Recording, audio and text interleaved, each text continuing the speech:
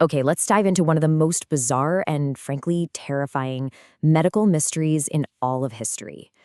We're talking about a time when an entire city was gripped by an invisible force, a force that made people dance and dance and dance until they literally dropped dead. It sounds like something out of a horror movie, but I promise you this really happened. And this quote right here, it really gets to the heart of it. This wasn't a party. It wasn't a festival. This was a terrifying, uncontrollable compulsion. Think about that for a second. Being trapped in your own body, forced to move until you collapsed.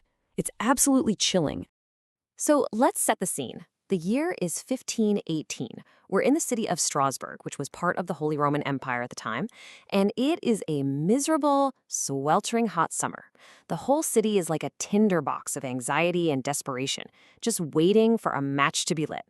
And here's our match. It all starts with one woman, a Frau Trophea. She just steps out into a street and starts dancing. But there's no music. There's no smile on her face. Her movements are just frantic and compulsive, and no one can figure out why. For 6 straight days. Can you even imagine? Her husband is begging her to stop, but she can't. The only breaks she gets are these brief moments of exhausted sleep before her body forces her up again, dancing on raw, bleeding feet. What started with just one person, well, it very quickly spirals into a citywide nightmare. This bizarre condition starts spreading like a contagion, and soon, the entire city of Strasbourg is in a state of absolute chaos. Within just 1 month, the number of dancers explodes to as many as 400 people. That's not a typo. Imagine looking out your window and seeing hundreds of your neighbors just writhing uncontrollably in the streets, all caught in the grip of this bizarre, agonizing plague. And you have to understand, this was lethal. At its absolute peak, some of the old chronicles claim that up to 15 people a day were dying from heart attacks, from strokes, or just from pure, sheer exhaustion. So you're probably wondering, what did the city officials do about this? Well, their best guess was that it was a medical condition caused by hot blood. And their solution, you're not going to believe it, was more dancing. Yeah, they actually built a stage, hired musicians and professional dancers, thinking that if they just let people dance it out, the fever would break. As you can guess, this was a spectacular failure that only threw gasoline on the fire. And this brings us to the core mystery, right? What on earth could cause something like this? It just seems impossible. To get to the bottom of it, we have to put on our detective hats and start looking at the evidence. Now, to understand the plague, you first have to understand the world these people were living in.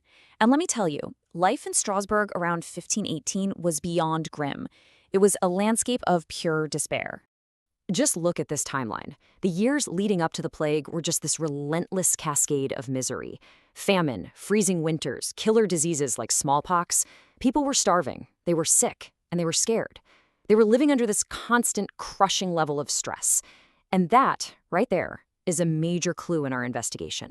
Okay, so our first theory is a physical one. Was this some kind of mass poisoning? Could something in the food supply have sent an entire city into a hallucinatory frenzy? The prime suspect here is a fungus called ergot. It grows on rye, which, was the main ingredient for bread back then. And poisoning from this stuff, ergotism, can cause some pretty serious symptoms, including hallucinations and muscle spasms. It's basically a natural psychedelic. So on the surface, this sounds like a pretty good explanation, doesn't it? Well, this is where the theory starts to crumble. When you put the symptoms side by side, they just don't match up. The plague victims were dancing, sometimes in a coordinated way, not having the jerky, spastic convulsions of ergotism. And a huge one, ergotism causes gangrene by cutting off blood flow. There is no way you could dance for days with that happening. Not a single historical account mentions those key symptoms. So suspect number 1 is off the table. So, with the poison theory pretty much debunked, our investigation has to take a sharp turn. If the cause wasn't in their food, could it have been in their minds? Was this a plague born from pure trauma? This leads us to our second and much more likely suspect, mass psychogenic illness. You might know it by its more common name, mass hysteria. It's this incredible phenomenon where extreme psychological stress in a whole group of people can actually manifest as real physical symptoms. And those symptoms can spread from person to person just by seeing or hearing them. And here's the playbook for how it happens. It's like a perfect storm. Step 1, you need a community already at its breaking point with stress and fear. Check. Step 2, you need a trigger, a dramatic public event, like Frau Trophia dancing in the street. Check. That event provides a bizarre outlet for all that pent-up anxiety. Other stressed out people see it, and their own minds and bodies unconsciously latch on.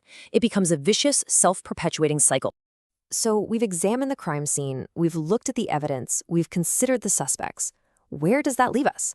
What is the most plausible explanation for the dancing plague of 1518? The verdict is pretty clear. The most likely culprit by far is mass psychogenic illness.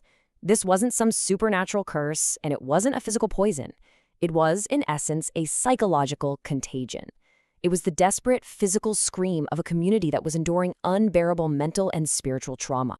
Now, it's really easy to look back at this and think of it as just some weird thing that happened to superstitious people in the Middle Ages.